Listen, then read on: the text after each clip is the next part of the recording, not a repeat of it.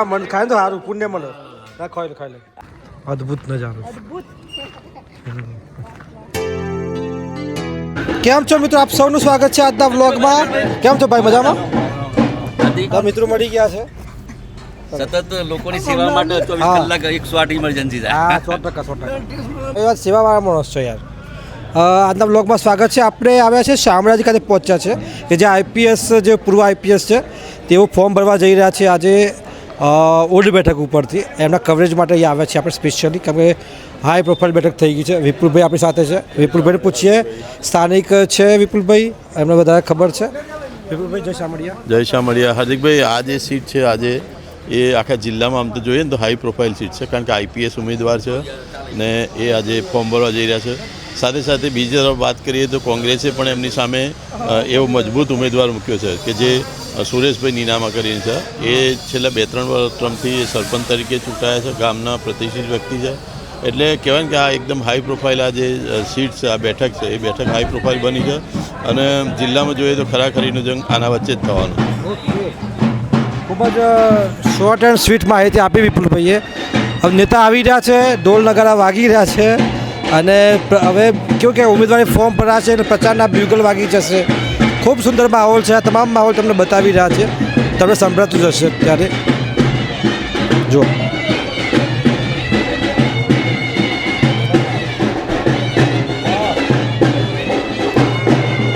બધા આવો માહોલ છે આ ભારતીય જનતા પાર્ટીનું મધ્યસ્થ કાર્યાલય છે આ તમામ માહોલ જોવા મળી રહ્યો છે અત્યારે સરસ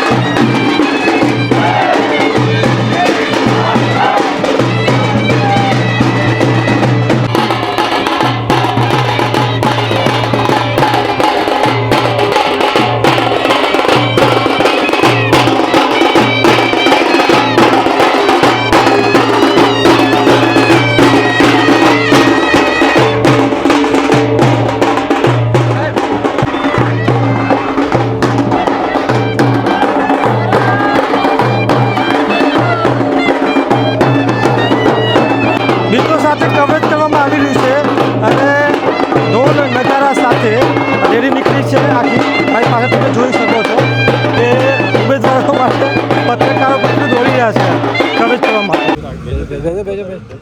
મારા ભાઈ બેહો નહીં યાર એ માહોલ જ છે આવી જાઓ હા મિત્રો જો આપણે પાછા ગાડીમાં આવી ગયા છે ચાલવાનું બહુ હતું લગભગ 2-3 કિલોમીટર ઉપર હશે અને તમે જો પબ્લિક તો હજી ચાલતું જાય છે લાંબી રેલી છે ન્યૂઝ કવરેજ કરવા આવ્યા એટલે કેવું છે ચાલવાનું થઈ જાય લગભગ 1-1.5 કિલોમીટર ચાલે અને પછી આ ગાડી મંગાવી લીધી ગાડીમાં બેસી ગયા છે વિપુલભાઈ અને સંકેત બધા અમુક મિત્રો આગળ ગયા છે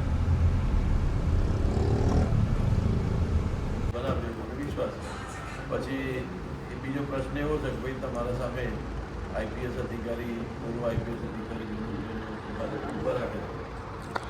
બધા મિત્રો બેઠા છીએ સર્કિટ હાઉસ ખાતે સંજયભાઈ આવ્યા છે જય શામળી સંજય આપણા બ્લોગમાં તમારું સ્વાગત છે બસ આ બધા મિત્રો કવરેજ કરીને આવ્યા પછી પૂર્વ આઈપીએસ મનોજભાઈ નામાનું કવરેજ ચાલુ છે અને ઉમેદવારી ફોર્મ ભર્યું છે અને સામેના ઉમેદવારને પણ સંપર્ક કરવાનો પ્રયાસ ચાલુ છે તો બંને સાઈડનું લેવું પડે વિપુલભાઈ વાતચીત કરી રહ્યા છે ચર્ચા ચાલુ છે અને આજે પણ સામે સર્કિટ હાઉસમાં બેઠા છીએ જો મિત્રો આપણે ગયા હતા શામળાજી કવરેજ માટે અને કવરેજ પતાવીને પાછા આવી ગયા છે મોડાસા અને પાછા બેસી ગયા છે હોટલમાં ગઈકાલ પણ એવું હતું અને આજે ભાઈ એવું છે કારણ કે સવારના બધા ફિલ્ડમાં કામ કરતા હતા ને એટલે બધા થાકી ગયા હતા એટલે જો સંકેતભાઈ મારી બાજુ બેઠા ગરમી બહુ જ છે જોરદાર તોડી નાખેવી તો પછી પાણી પીવું પડે છે ભૂખ તો લાગે છે જમવું પડે સાચી વાત આજે બહુ ચાલવું પડ્યું આજે ઓછામાં ઓછું 4-5 કિલોમીટર ચાલવું પડે કારણ કે નેતાઓ ચાલતા હતા મારે ચાલતું જવું પડે આપણે શું આઈટમ મંગાવ્યું છે અત્યારે આપણે મંગાવ્યું છે પનીર ચીલ્લી અને પનીર ચીલ્લી પુલાવ વેજ પુલાવ મંગાવ્યું છે એ ખાવું હોય ને તો ચાલે અમનો ઉપવાસ છે તે લસ્સી દેવાંગભાઈનો ઉપવાસ જો ત્યાં ડળી પડ્યા છે જો બતાવું તમને થઈ ગઈ છે ડળી પડે છે બતાવો જો આને ડળી પડે નમી ગયા છે એટલે લસ્સી પાવી દે ટાઈટ થઈ જાય થોડા જો કેવું છે રાજનીતિમાં આજે 1:45 થયા છે. 1 કલાક સવા કલાકમાં તમામ ફોર્મ ભરાઈ જવાના છે. પછી નેતાઓ તમારી પાસે આવશે, મતદારો પાસે, તમામ પાર્ટીના. ઘણા ઉલટફેર જોવા મળ્યા, ઘણી બધી ટિકિટો બદલાઈ ગઈ. સરસ માહોલ છે. તે આવી ગઈ છે અને ઉપવાસ છે. લસ્સી હા તાજમહેલથી આવ્યું લાગે છે. ચીયર્સ. હવે સ્ટાર્ટર્સ કઈ જગ્યાનું લાગે છે તમને? બહુ સરસ છે ને?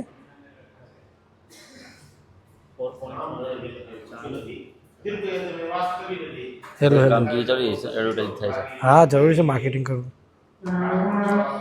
પત્રકાર પહેલાં ડીલ પ્લાન નાખે ચેનલમાં, પછી પાસ થઈને રાહ જુઓ, પછી ન્યૂઝ કવર કરવા માટે જાય, ન્યૂઝ કવર કરવા માટે દોડે તો એ આવે માણસ, પછી પાછું શૂટ કરે, પછી ઇન્ટરવ્યૂ લે, પછી બ્રેકિંગ લખે, પછી પાછું ચેનલમાં મોકલે, પછી ચેનલમાં છપાય, ચેનલમાં છપાય ડાઉનલોડ કરે, પછી પાછું તે મોકલે. એવું આટલી બધી પ્રોસેસ છે.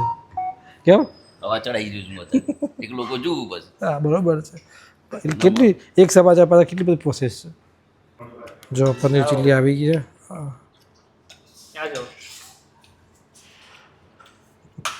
જોરદાર. ખાઈ લો ખાઈ લો ખાઈ લો જમવાનું પડે ખાઈ લો ખાઈ લો ગા મને ખાય તો સારું પુણ્ય મળે. ના ખાઈ લો ખાઈ લો બાજુ એ તમે ખાઈ લો. જો ઓઢ બેઠક રાખીશું, ઓઢ બધું ઓઢ ખાલી આ જાઓ દિવસ છે. ચાલ ચાલ.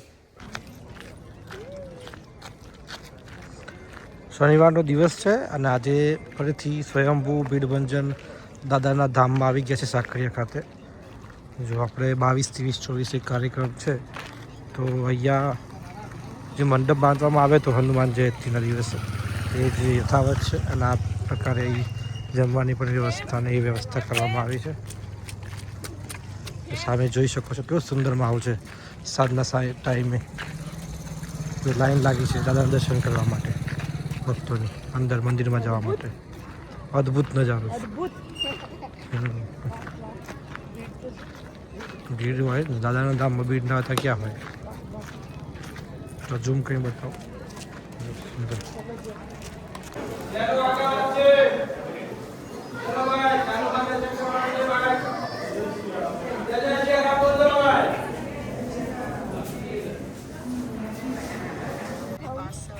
સાનું અમે બધા કડવી પ્રે બધા દર્શન કરી આવ્યા દાદાના. દર્શન થઈ ગયા. સારી કઈ ગઈ અહીંયા બેટા કેવા ગયા દર્શન તમારા? બહુ જ ભીડ હતી અંદર. શું આપ્યું પ્રસાદમાં? પ્રસાદમાં એક ચોકલેટ આપતા હતા તો મેં નહીં ખાધી, મેં પ્રેન આવી દીધી. આ મંદિર આગળ જ બેઠા છે, તમે બતાવો મંદિર. જો આ સરસ મંદિર આગળ બેસવા માટે ખુરશીઓ મળી ગઈ એટલે બેસી ગયા અહીંયા થોડી વાર માટે.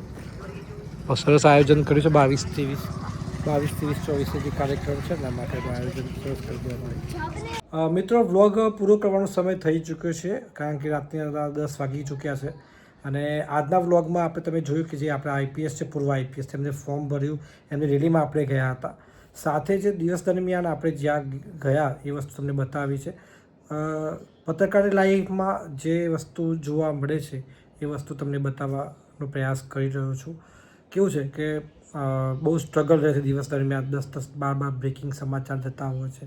આ સંજોગોમાં અલગ અલગ બેઠકોથી માહિતી લેવાની, એક તરફ ગરમી, તે ખૂબ જ મહેનત થઈ જતી હોય છે. આ બધાનો ખૂબ પ્રેમ મળી રહ્યો છે. આપ સૌનો પણ ખૂબ ખૂબ આભાર એ માટે.